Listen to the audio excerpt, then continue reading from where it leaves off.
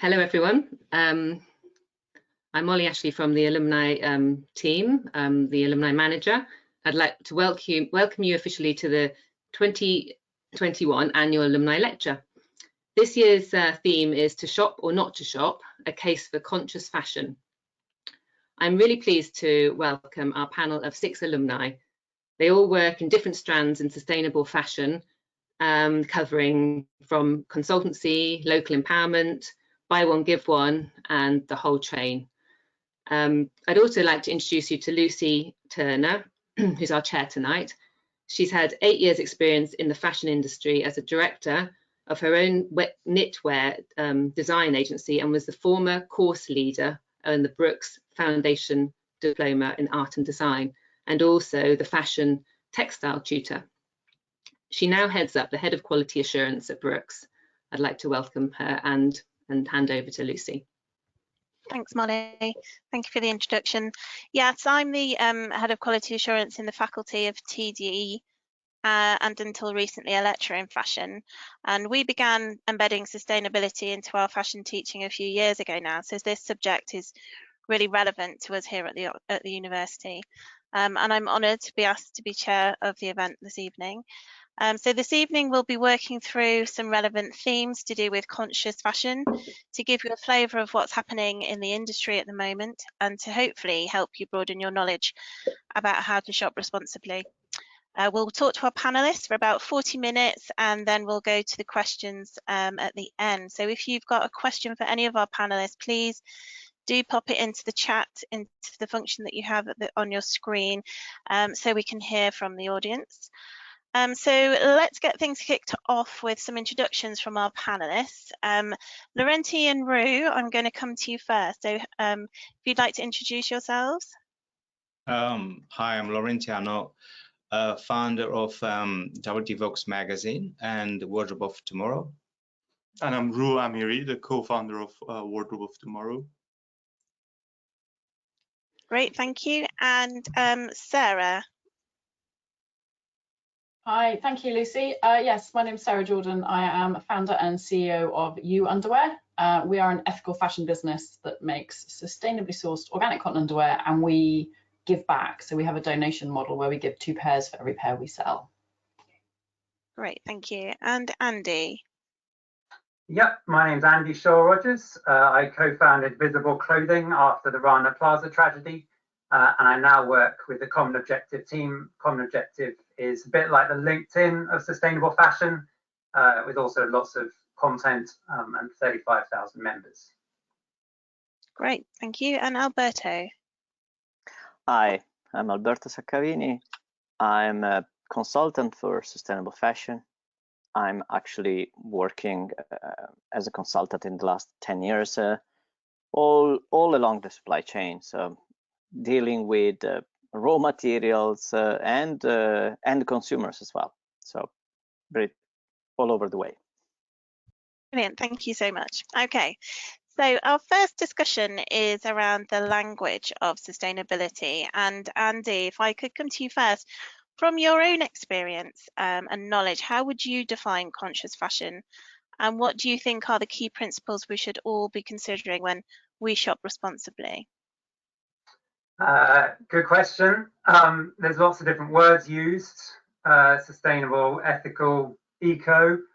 I think that broadly, it's all focused with the environmental and social impacts of the clothes we wear. For me, conscious fashion is a very rounded version of fashion. It's exciting, it's vibrant, it's meaningful. It brings about long-lasting change, systemic as well as cultural. It's a whole layer of creativity within what is ultimately a very creative industry. So for me, it's a super exciting industry to be involved in. I think the key principles, I think one is not looking for one solution, one size fits all solution. I think there's so many, it's so unbelievably complex, and I'm sure we're all going to be touching on the complexity of the fashion and the supply chain. And so not having one answer fits all, but kind of having a fairly holistic approach.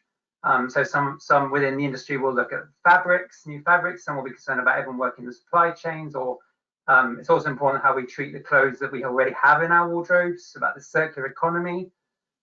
So yeah, different ways of approaching it: buy less, buy better, demand transparency, choosing clothes that don't harm people and animals. Yeah. There's quite a lot in there, isn't it? It's quite a loaded question. Laurenti.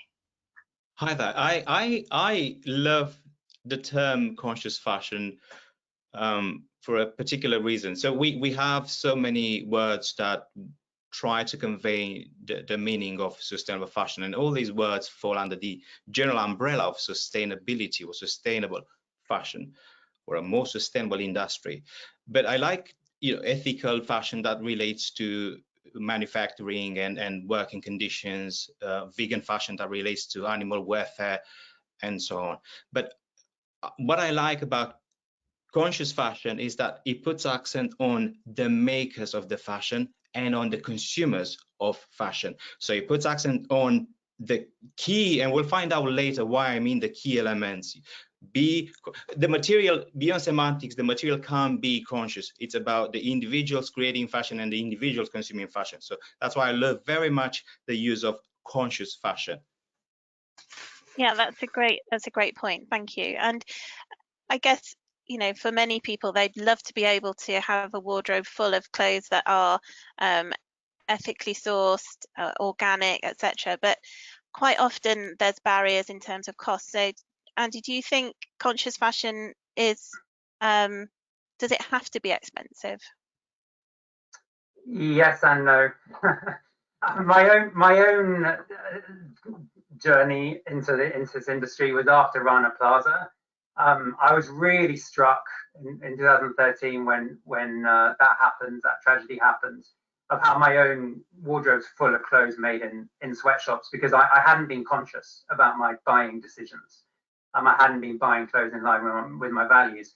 So I did something which I don't really condone, but I gave away all of my clothes. I found some people and some charities to give it to. I just emptied out my wardrobe and just bought stuff made in fair conditions. And I had a very, very, very small number of clothes, partly because of the costs associated with doing that.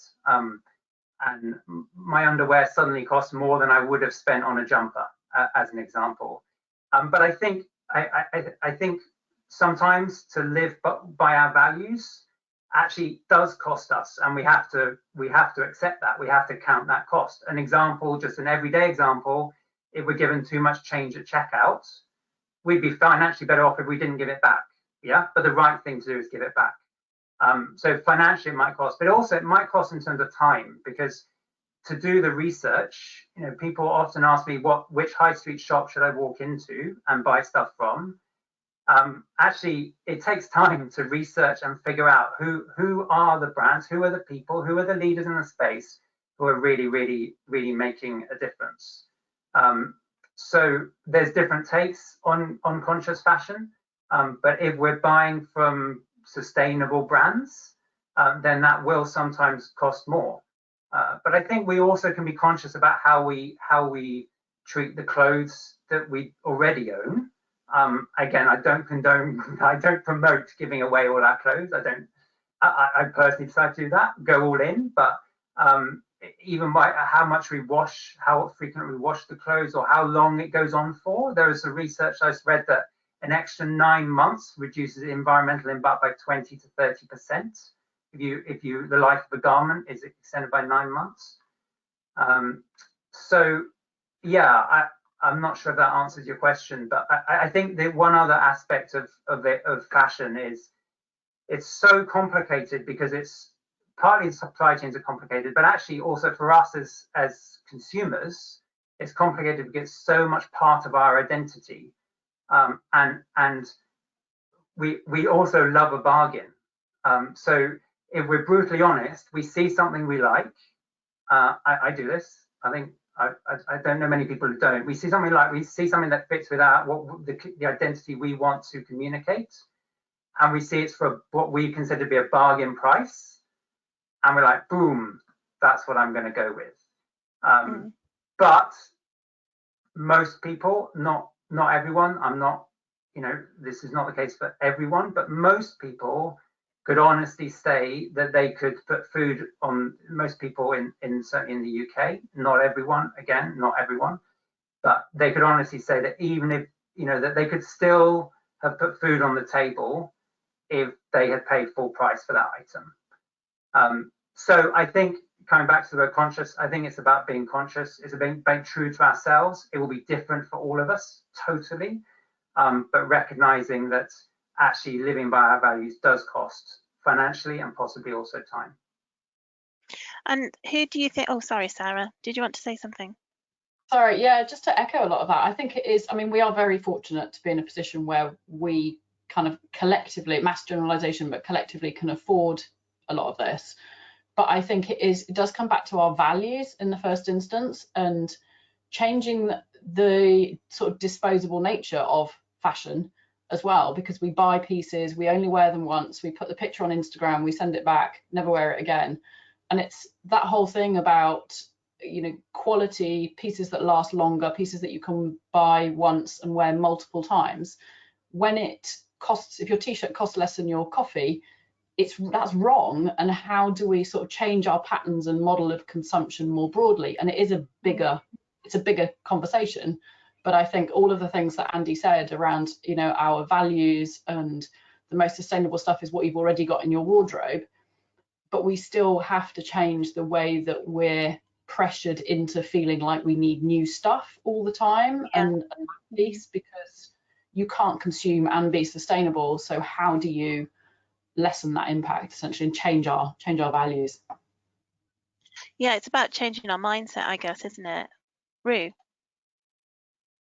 I absolutely agree with both Sarah and Andy. And I think there is, just to add little thing to this, is that there are some other opportunities now, like in collaborative way of consumption, such as thrifting and secondhand buying.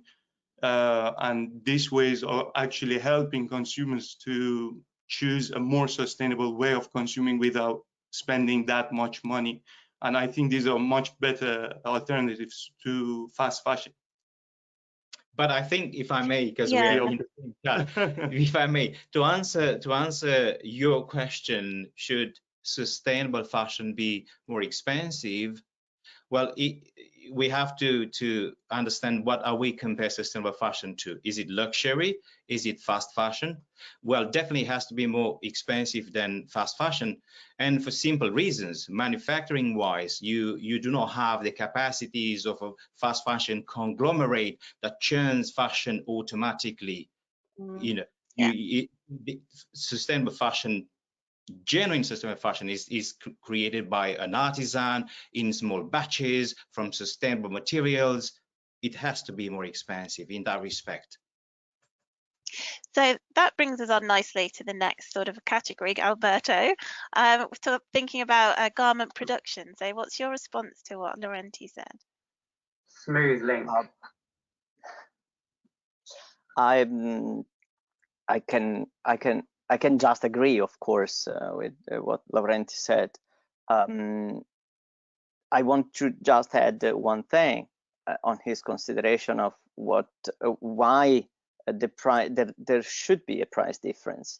But the first question is that fast fashion garment we are buying for very little money? Is it that the real cost of that garment? Or is there a hidden cost that we are not shown, or we cannot even imagine that there is? And it's got to do with the garment producer, with the quality of the fabric, with the sustainability or not of that material. So that's very clear. But I'm not so sure is it true that sustainable fashion, or what can be considered conscious, has to be done by an artisan in small batches, or is there a way, or will that eventually make a real difference if we limit that to the artisanal or small batches world. That, I mean, I agree, that's one thing, but can we do something on the other end? Laurenti, So yeah, absolutely, Alberto, I agree with you. It is very true. The question is phenomenal. You know, do we have to have this artisanal approach? And I'll reply to you through two different angles. Number one is definitely, as we develop better materials, hopefully the industry is going to become sustainable. So the use of materials, even fast fashion, you know, the production of accelerated garments will become sustainable thanks to the development of innovative materials and technologies and in a circular economy. Absolutely. However, another reason why sustainable fashion has to be expensive, we look at consumer behavior, we look at evolutionary psychology. In particular, my colleague here, he does fantastic research on evolutionary psychology in consumer behavior. So we look at the value perception. This is a business strategy approached by luxury brands for the last 200 years. And this is what sustainable fashion or the little artisans must do to create this idea of luxurious garments. This is not a surrogate. This is not, I'll buy some sustainable fashion because it's cheap, but I'll buy sustainable fashion because indeed allows me to portray and signal my status in a social context. I'm a conscious consumer. Not that I care, but I can afford this too. So yes, it's critical to use that scarcity, rarity, limited edition, artisanal creation at the beginning to create this value perception in the consumer's mind. Absolutely. On top of that, that is absolutely my personal perspective on things. I think there is one crucial point in the world conscious. In order to be conscious, you need to know. That means that both those who do and those who sell and those who buy, they need to know things. Otherwise, you cannot be conscious. You are an unconscious. How can I say? The fast fashion consumer is an unconscious because they don't know, or maybe they don't care, but that's another story. But they are not given the tools to know things, to understand where things are coming from, why they are happening in a certain way. If you remember, someone mentioned Rana Plaza at a certain point. I don't remember. Andy did so. Right after Rana Plaza Clean Clothes campaign and Asia Wage, they did a survey asking to European consumers, and I don't know if the first analysis was done in the UK or in Europe. Anyway, and they have been breaking down the cost of a single T-shirt into pieces, or each different major step in the supply chain. And then they asked, and the final result was, I don't know, something like 20 quid or something like that, a reasonable amount of money, like, let's say. And then they have been asking to the consumer, would you accept to buy that T-shirt if it would cost, instead of 20.21? And of course, for what Sarah has said before, we are privileged, so we all could afford 21 pence more for that T-shirt. Well, that extra cost would double the labor cost for the production of the T-shirt itself. But who else, how many consumers would have known that a few years ago? Today things are changing and we all know that, but it would have been possible. So that what I wanted to say is just that information and transparency and traceability of the information is today becoming more and more crucial at all levels. And because this is becoming crucial, not only for those who want to be, that they have in their mission, their sustainability approach, but also for larger corporations. It is easy for the consumer to access the information and also to access the false information. So to find out what is greenwashing. So Alberto, if I ask you in terms of transparency, how difficult is it for a large company to be transparent? Because my father's worked in the fashion industry all his life, and he produced underwear for a large corporation across the world. And I spoke to him the other day, and he was very vocal on the idea of the transparency of making sure that all the components that are used in the garment production are transparent, because you have manufacturers of threads and manufacturers of zips and fastenings, and then someone's doing elastic, someone else is doing this. You know, in terms of transparency of all of those elements, how easy do you think it is for the larger companies to be transparent? There is one specific point or moment where things get tricky. Oh, actually two. Let me let me spell it clear. All what you said is about materials, components. Components are quite easy to trace because they have been done by a company most of the times. I mean, at least for large corporations, and they are sold to another company that then sells them to another company, and then eventually they end up in your garment. But where the difficulty increases and becomes what we all know unfortunately very well is where human beings are involved, and that means manufacturing and subcontracting and subcontracting ends up that when Benetton, after the Rana Plaza collapse, has been asked, were your garments made in Rana Plaza? They say, no. Well, actually, labels were there, so we knew exactly that they were made there. And I spoke about this with different people in the industry, and many said, well, it could be that they actually didn't know that the garments were made there. And that's the horrible part of it, that it cannot happen. You are not justified any longer in this society, in this world, so interconnected, that you don't know. You must know everything, and you have to be accountable for each and every step that your garment is making.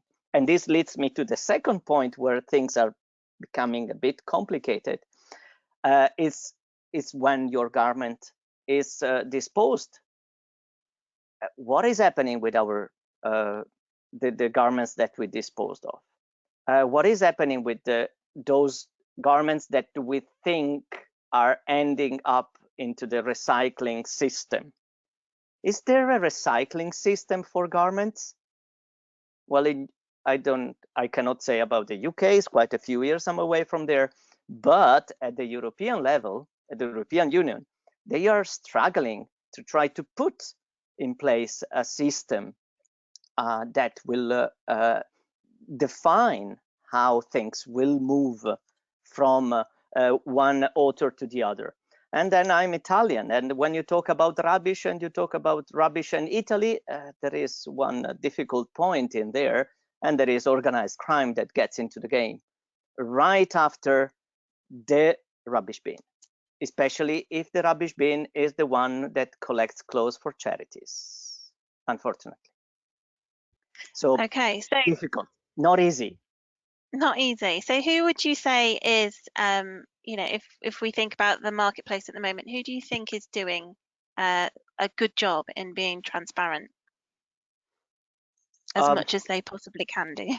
Well, yeah, there are a lot of initiatives like the Open Apparel organization, that Registry, that is a worldwide map where any organization that wishes can disclose publicly their suppliers.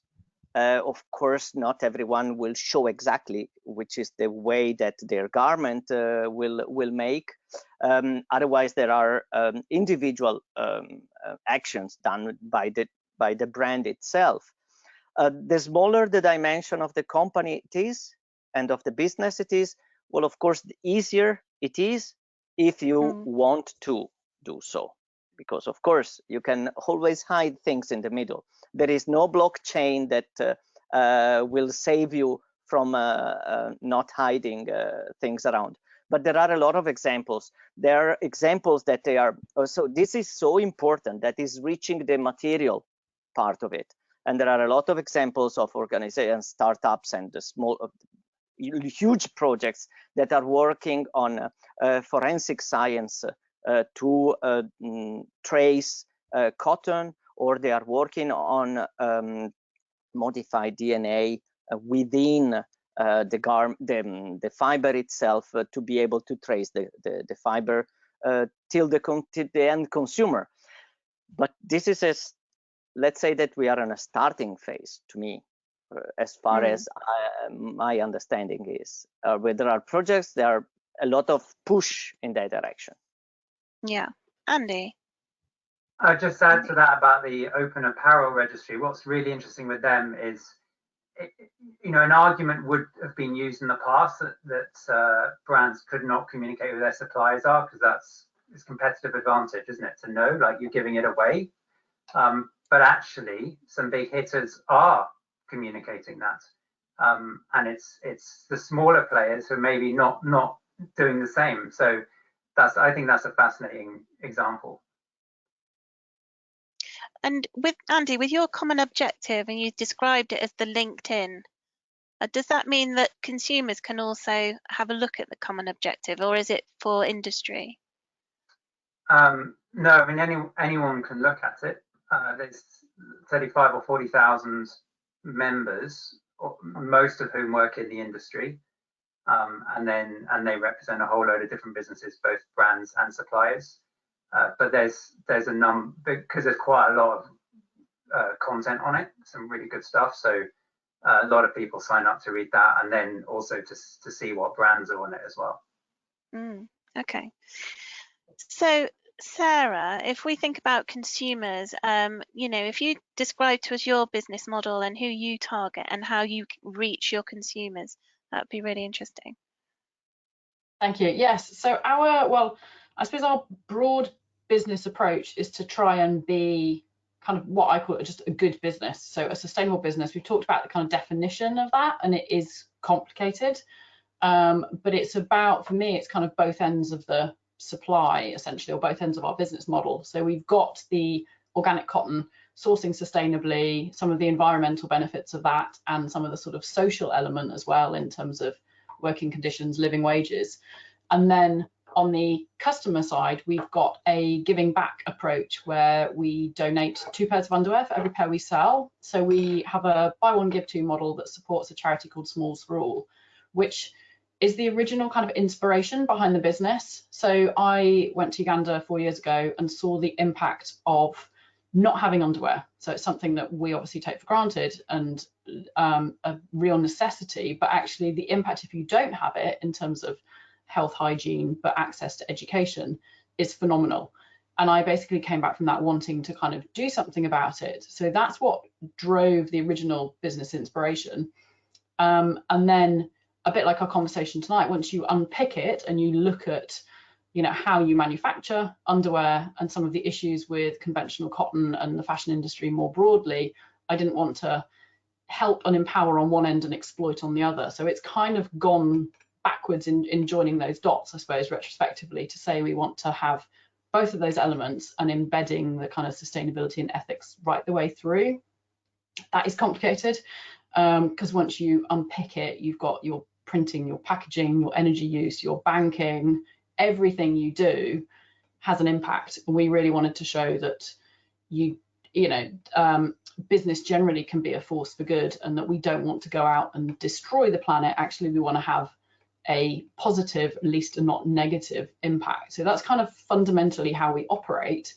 And attracting customers on the back of that, as we've talked about, are the people who are conscious about some of these elements, or at least increasing awareness of some of them, and really are caring about some of the different elements. So it could be the environment, they're aware of plastic use, they could be vegan and looking for clothes and materials that aren't harming animals, and just generally are willing to and able to spend a bit more for ethical, high quality pieces where they know where they're sourced, and trying to sort of have a positive impact with their purchases. Having said that, it's the sort of psychographic piece, I suppose. The demographics, it is mostly women. Women buy 80% of underwear across the whole sector. So we give a lot of gifts for underwear, and it's driven a lot by female consumers from age about 25 plus. So actually a lot younger than I thought originally when I started, because of the sort of cost element, but actually it is a lot of younger generations who really care about this, are informed, engaging with brands that are trying to make a difference, that they want to build a relationship with and want to sort of have that trust with.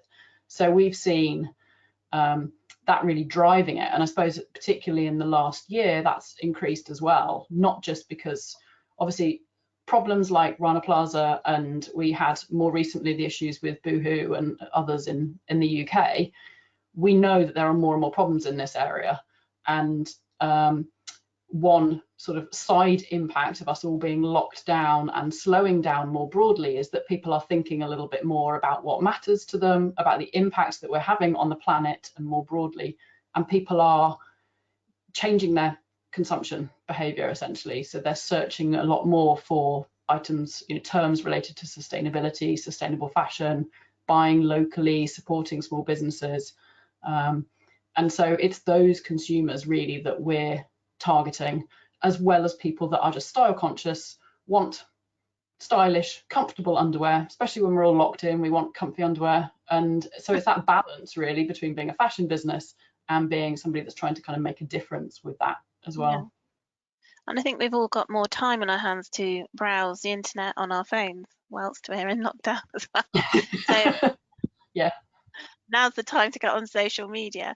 So looking at social media, Laurenti, and that kind of consumerist society that we're in, what role do you think the media has in kind of taking a sort of part in changing people's mindset? Well, I'm going to let my colleague here to talk about. We had a discussion today, and he raised some amazing points. So yeah, I mean, media has a massive role, obviously, in raising awareness about the environmental and social issues we are facing, and in the adoption of sustainability, also in demasking greenwashing. There are a lot of greenwashing happening with from big corporations.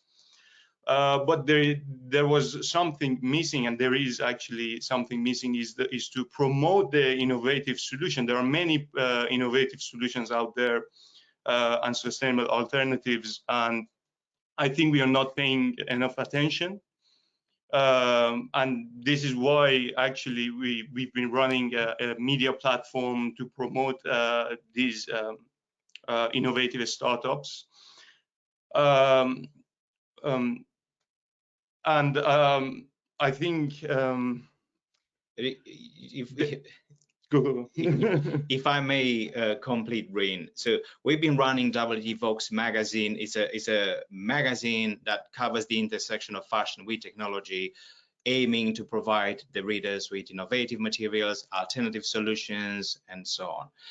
But what I think media is supposed to do is to constantly remind the consumer that you hold the power by voting with your money. Yeah.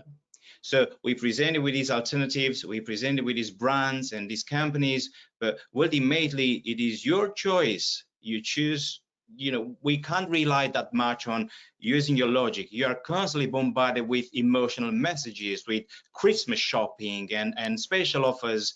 But if we can remind you from time to time that you vote with your money, then that's a mission accomplished. Great, thank you. And so what social media platforms do you use to promote your businesses?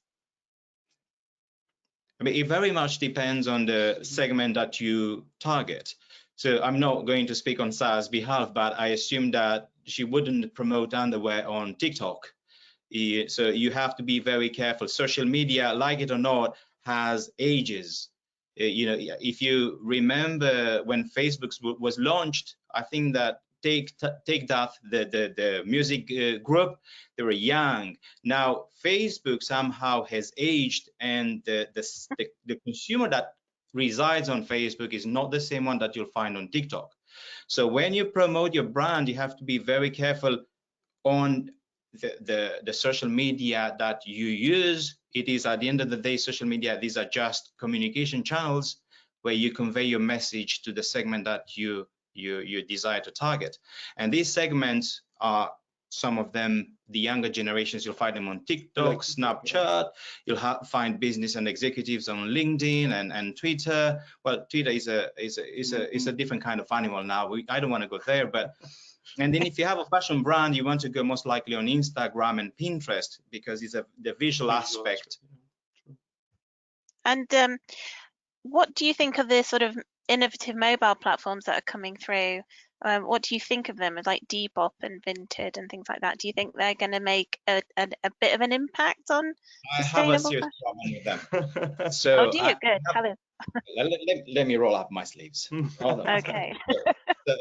The problem that I have with, I do not have a problem with the mobile platforms. I'm going back to, how do you distribute your message to your audience?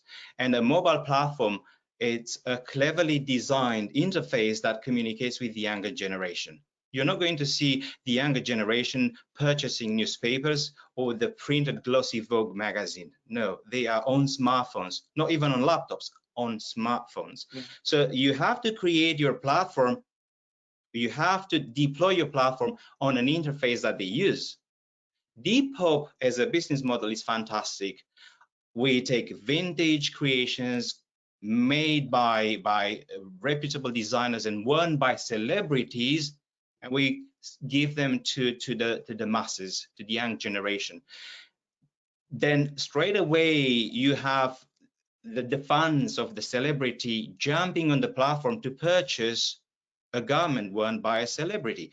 As a business model, is fantastic, and it gives this false idea that it promotes sustainability. Now, why the false idea that it promotes sustainability? Because the system doesn't actually fix the problem with waste and discarded garments. Depop takes a garment that has certain lifespan left in that garment, put it back in the circulation, but it only prolongs the bleeding, if you like. At the end of the consumption, you discard that garment. Depop doesn't have a system in place where they reclaim, like Patagonia, the garments back. Okay, so what are you actually doing? You keep perpetuating the problem. And not only that, but you give this false idea that consuming secondhand and vintage is all right, you know, because you can, it's sustainable. It's sustainable, but it's not sustainable. It is a waste of materials. It contributes to pollution, and even worse, I don't know if you remember charity shops, and I'm sure that there are still charity shops. Charity shops are slowly converting into vintage shops under the pressure and that the image created by the market now. So we had a segment of people that couldn't afford garments going to charity shops and buying them for £3, £5. They can no longer buy them for £5. You go to a charity shop, £100 a jacket. So the problems are serious if you look at what this new business model does. So what's the answer then? Well, the answer is to look at the core problem. You see, what is the problem? The problem is we create waste. This is the problem. Even the circular model, well, while the circular model is well intended to solve the problem, it doesn't actually solve the very first link, which is the manufacturing and the materials used. It solves a third or the fourth link, which is recycling. So let's have a look at how we recycle the materials discarded. Let's create technologies to repair these materials or to put them back into circulation, giving again this false idea that wasting is okay. We have a solution. But we recycle, we can repair them, we can bring them back, but no, it's not really the case. The case is look at the problem right at the beginning, what are the materials that we use to create fashion? Are those materials sustainable? Well, if those materials are sustainable, then okay, we can keep going. The solution is to look at sustainable designers, promote them, support them, support companies, Corp B, for example, Cradle to cradle. cradle to cradle, so that we have systems in place to monitor and support the entry into the entire circular model. But this is what we are doing with Wardrobe of Tomorrow. Wardrobe of Tomorrow is a marketplace dedicated exclusively to sustainable fashion designers from all over the world. We check them, we vet them, we make sure that these designers are sustainable. They provide proper wages, ethical working conditions to the workers. This is the garments are recycled, taken back sometimes by the designers. Look at Patagonia and the business model. The garments that Patagonia designs are taken back by them. That's a proper business model. So everything that we output in society, we take it back. We repair it as much as we can, and when we can no longer repair that garment or that pair of trousers, we recycle it. That's a proper circular system in place. That's the solution. Do you think that larger businesses are going to be able to kind of jump on that model and have customers bringing back clothes that they can then recycle? I mean, I noticed that H&M have done it where you can take in a pair of socks and then they'll miraculously make it into a jumper. But whether that is, you know, a token gesture of trying to say, look, we are sustainable, is that really feasible? Well, what stops them? We have Patagonia as a beautiful business model. It's a beautiful model. What stops them from taking the garments back? Well, think about it. You need infrastructure. You need a lot of costs to incur, a lot of costs to put the system in place. And many brands refuse to put a system in place. Now, I'm talking about a classical type of fashion manufacturing company. But we know the problem with Arcadia Group and what happened with classical fashion retailers.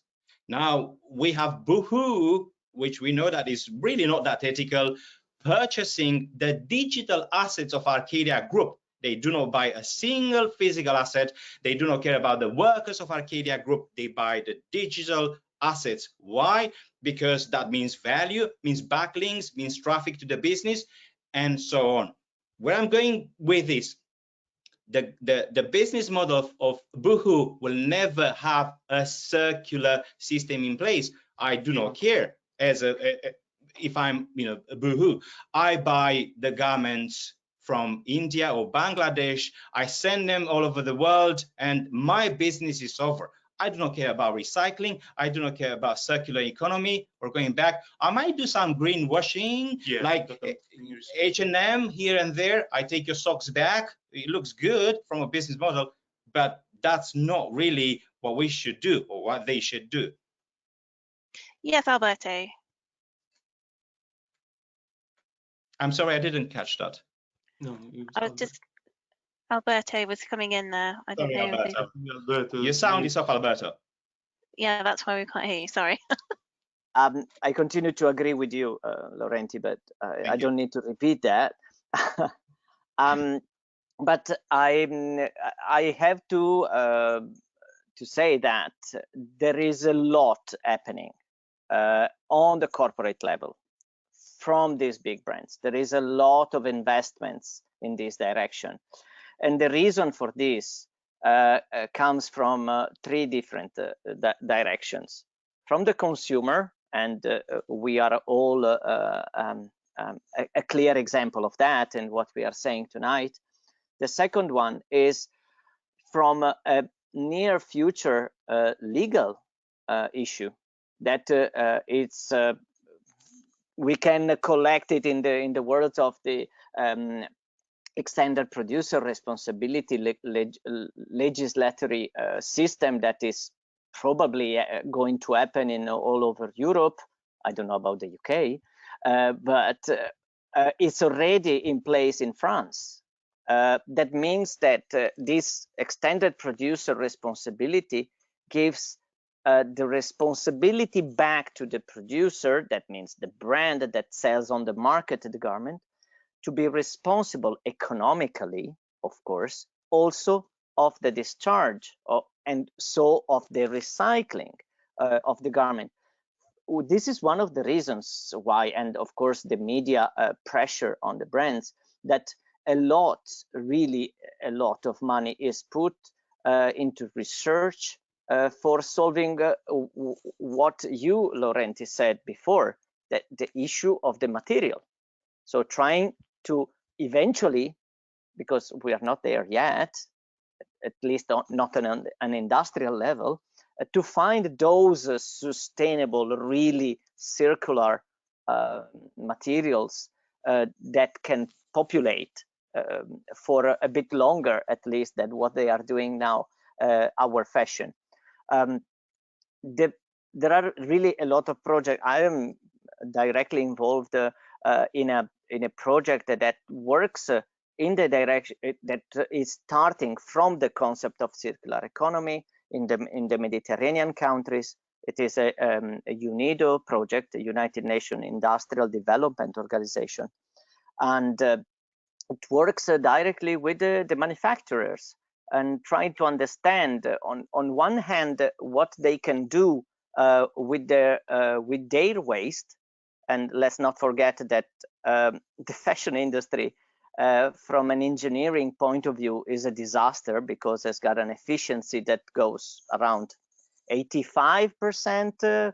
It never reaches 90% efficiency. That means that 12 to 15 or even more percent of the fabric that we are producing is then wasted on the cutting board just to cut the pieces that we need to make our garments. So, and that waste in the large manufacturing countries, but even in Italy, that is still fortunately a manufacturing country, is not taken too much into consideration, is not considered as a value for the manufacturer themselves and for the system, the fashion system as a whole.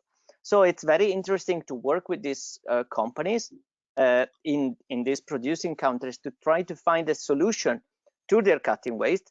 The second stream of this project is on chemistry, because to have a circular system, so to put into a recycling loop something that is chemically bad for the environment because it's been produced, I don't know, 25 years ago, or even just 15 years ago, or it has been produced with harmful chemicals. It's not possible that it would be full to recycle something that contains harmful chemicals.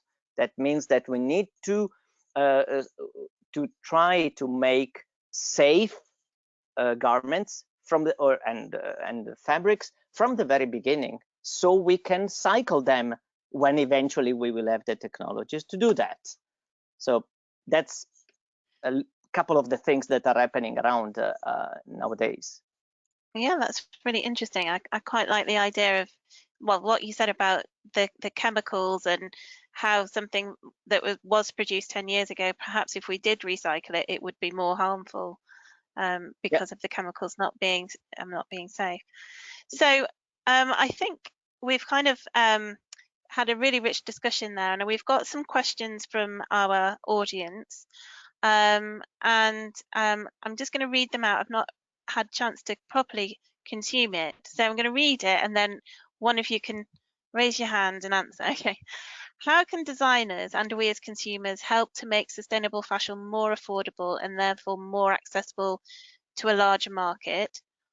Or instead, how can we change the belief that being sustainable means that you have to spend a large amount of money? I believe that lots of customers won't buy sustainable fashion because it's less affordable. So how can designers and we as consumers help to make sustainable fashion more affordable and therefore more accessible to a larger market? Yes, Alberto.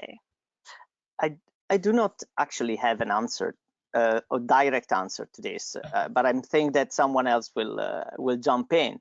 But I would like to say, to state again what I've already said, is that, of course, there might be people that really do not have the economy today in this very moment in his pocket to buy that garment that is considered more sustainable than another one.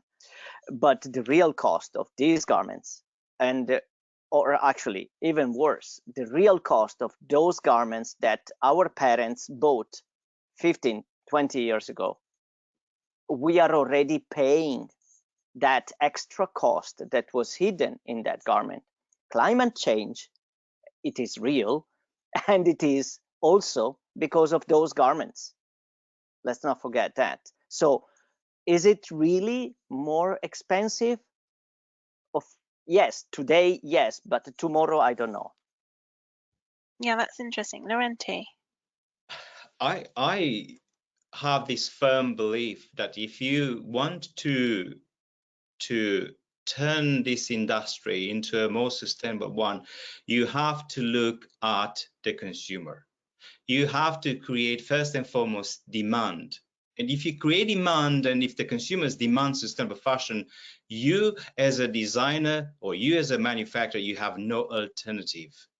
There is a crazy demand for luxury, and that demand, you demand luxury for its subjective value. But that subjective value, I'm going back to what I said about artisans working on rare materials and, you know, made in France or Italy, and the craftsmanship, the heritage of the country. These are subjective values beautifully beaten up into the mind of the consumer through media and movies and advertising. In similar fashion, we have to turn sustainable fashion as the new luxury. That's the only way to create demand from the consumer. Otherwise, we stand no chance. And well, we do stand a chance eventually. Sorry, Andy, if I may, one second. We do stand a chance because eventually the policymakers and the legislators will enforce, as Alberto said, the use of sustainable, innovative, self-disintegrating materials. At some point, it might take 10, 20 years, but it will happen eventually. Pretty much as in similar industry. Yeah, the way it happened with carbon emissions and EU regulations for cars, it will happen. We'll catch up in fashion, but ideally we can do that sooner. I was going to say something similar to that we just said at the end. Alberto said earlier about the 12 to 15% inefficiencies. In the medium term, if innovation can get rid of that inefficiency, or in the long term, then that's a cost saving and it will bring costs down. In the short term, the reality is it does cost more. And if we think about something, just one aspect of the social impacts, which is the living wage, just one, that's one thing, that's one aspect. Then for everyone to be a paid living wage in the supply chain, it's going to cost more. I mean, that's.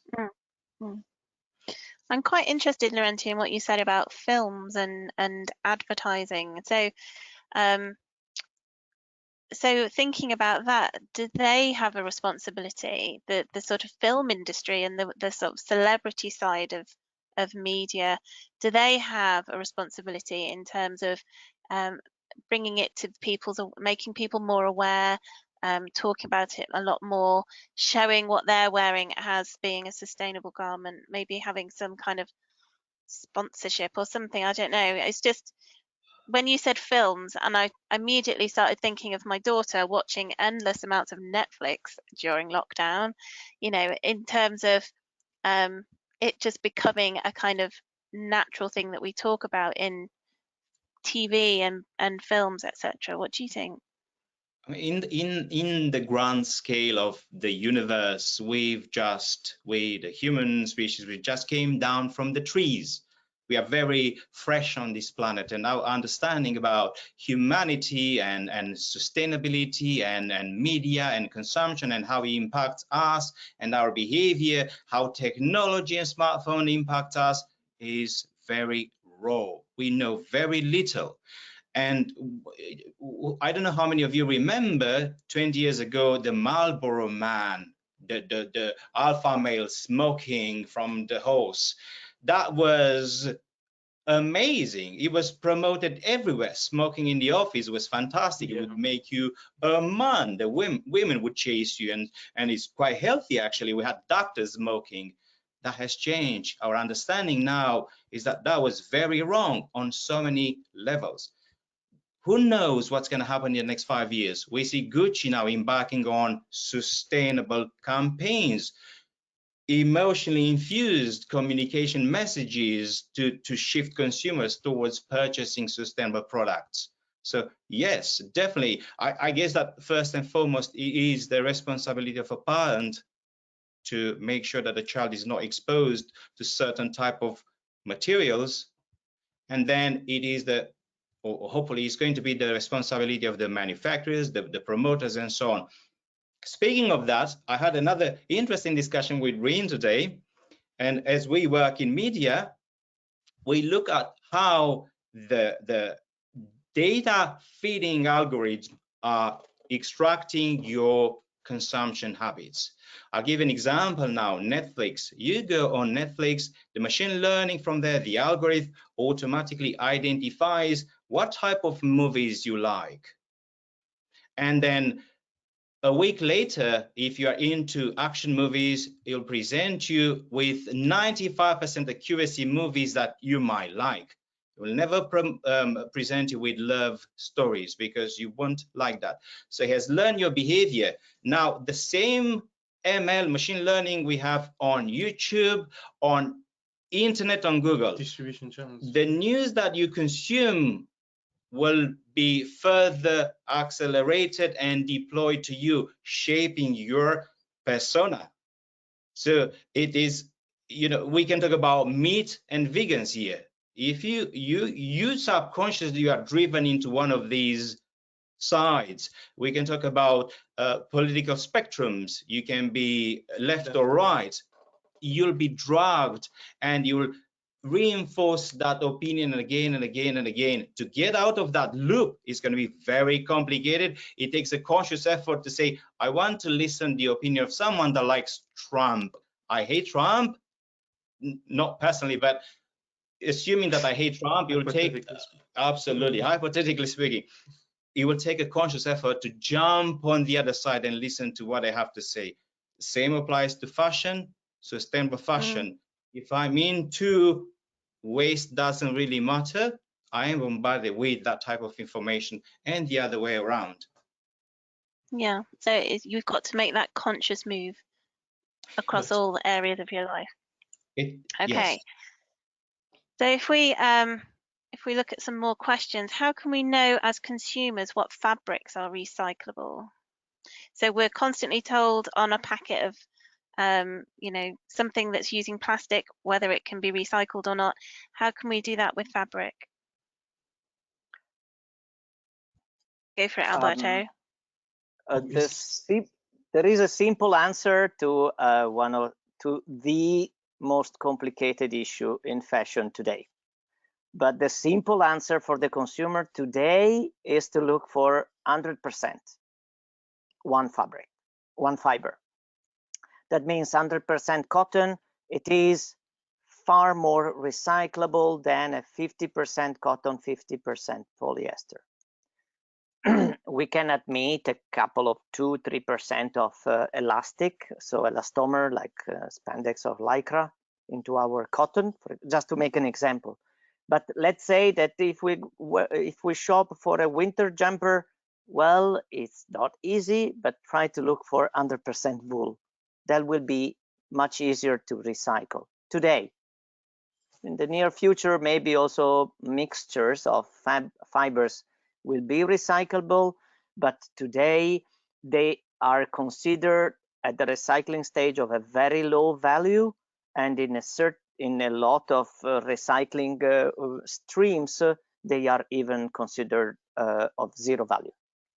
Okay, Laurenti. You see, the question from the audience is, how do we know it is recyclable? And it goes back to what I said about the system is already faulty. I do not care the origin of the materials. I care if I can recycle it. I have this false idea that recycling is okay. It doesn't matter what is made of. Can I recycle it? Well, the very first question has to be, was this sustainably produced or manufactured? And then recyclable if it is recycled. So we have this problem again with the way the consumer is trained or prepared to see how sustainable fashion is presented. Yeah, if I just did 1 second note, and this is happening because we assume that fashion is like paper and glass and some plastics, but it is not is so far away from that. So that's why I was answering in that way. But yes, that's clear. The problem is that maybe recycling alone is not at all a solution, and and also because the other question is not, is it recyclable? Let's assume that everything is done in a sustainable way, as Laurenti is hoping, and we all hope. But how many times can I recycle that? Can I recycle plastic bottles for doing fiber for the fashion industry in a mechanical way more than twice? No. At the second loop, we have already lost the quality of the plastic for the fashion industry. So this is a new question from the audience. As an industry, where are the biggest overall environmental impacts? Materials production, waste, the sheer quantities, or transportation? Yes. All of the above. Sorry. And has mass consumption distorted the consumer's understanding of value? That's a good one. Well, would you kindly repeat the question, please? Yeah, shall I? I'd repeat the question and then go to you, Sarah. Has mass consumption distorted the consumer's understanding of value? Sarah.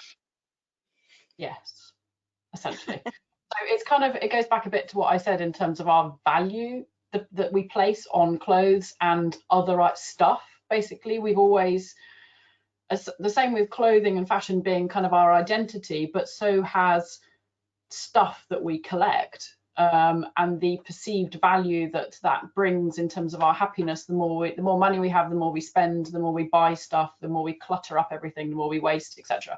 We've got to change that. But I don't think it's just on consumers, because obviously there's the role that media, we talked about movies, influencers, whoever it is, we're driven to that. We follow kind of what we're told and led to believe. I think it goes even back beyond that. So there was something I saw in The Guardian today about we need to consider environmental impact and sort of nature in our measures of GDP. So that whole thing, you cannot, it's basically the capitalist system relies on infinite growth, overconsumption on a finite planet, and that's not possible.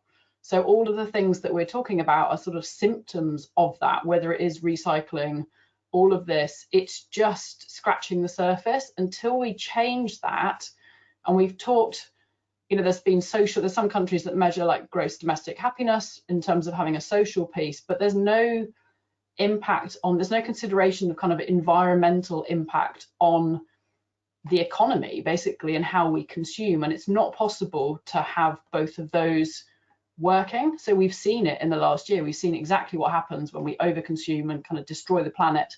And on the flip side, when we finally slow down and stop, and how nature comes back. And I think until we change that and we don't measure purely by profit, then you can see why big fashion brands, they have to focus on the high turnover, high volume, fast fashion, high consumption, low prices, because they're driven by shareholders, by market value.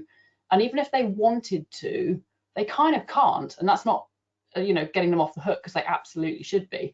But I think that whole system, you're trying to make small changes within the same system, and until that fundamentally has shifted, then it's going to still be a lot of this where we are making, you know, those tweaks where we think recycling is a good thing, and it is compared to not, but it's still not the perfect solution. And I think until we measure something more broadly as business success and social success and everything else, then we're going to keep going in the same way, and that makes it a much bigger problem, and we need a massive shift in thinking to answer it. But I think a lot of these things are we're talking about some of the symptoms rather than the actual fundamental causes behind it, and that's where you need the legislation, government, certification, consumers, small sustainable businesses, big brands, everybody to come together and say, we've got one planet, we have to take it a bit more seriously and say, actually, you know, we've got to do something fundamentally different, otherwise we are going to leave the world in a hell of a mess for the kids, if there is one. So it's kind of, I think it's much bigger. Yeah, it is. That's quite a big task, isn't it, to tackle that? So next question, does the industry have an inherent problem with sustainability in that it's forever driving the ideas of new seasonal fashions that people have to keep buying to keep up with the latest changes, and hence people buy far more than is needed? And as Andy found out. So I had this as one of my questions that I was going to ask you, and then I kind of added it to my extra if needed pile. In terms of, you know, you have these seasons, they're governed quite often by catwalk shows, but with the sort of large designers that are then sort of filtered down into the high street. Are we now looking at a future where we become a bit seasonless because actually those fashion shows aren't as desirable anymore because they can get their product out through social media channels far more than they could 10 years ago? So seasonless, are we going seasonless, or are we keep buying into that season? We need new stuff because it's the new season. What are your thoughts on that? Anybody at all? I've lost track how many seasons there are now. I don't honestly, like, in terms of in the fashion world, like it's a new phenomenon. That this is not inherent about being human, that we have to have however many seasons. So yeah, I think it's a massive problem. I think it's becoming a bigger problem, and I think we do have personal responsibility, us as individuals. I think there are things that we're outside of our control, that other, you know, corporations and whatever have to deal with, but we do have personal responsibility about how much we buy into that and how much we buy. I think they have a 2-week turnaround, don't they now? Or at one point they said, you know, seasons was one thing, but they've got such a fast fashion approach. They can get things out and on the shops and in 2 weeks, and it's hugely data driven. So some of their shops release some items according to what sells, they produce more, and it is phenomenal. It has totally shifted from the kind of autumn, winter, spring, summer collections to a different piece. But yeah, as Andy said, it kind of needs to go the other way. But going back to the season question and what Andy said, that we do not really have power to control that. First, we have to understand that the seasons are a part of a business model designed to sell more. So initially we had 1 or 2 seasons, and then we had 4 seasons, and then we had monthly pre-seasons and so on. And the idea was to, well, the designers were confused and unhappy because it put so much strain on them. But now with the pandemic, we do not have season, and let's move that away for a second and imagine a different scenario, a different kind of business model that is booming now, that doesn't rely on seasons, but it relies on celebrities. So you have a celebrity promoting or showcasing a garment, and then quickly in less than a week or 2 weeks, you have Boohoo copying that style and put it on style on social media. It's a new business model that does not rely and does not require seasons anymore. You create garments on a weekly basis because XYZ celebrity promotes those garments. And that's the problem with fast fashion.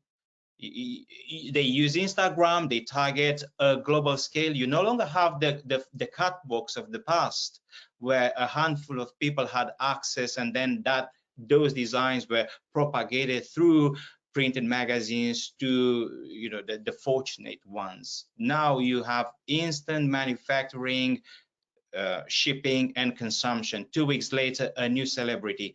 It would be amazing to have these celebrities promoting sustainable fashion, and then have people jumping on consuming sustainable fashion because it is cool.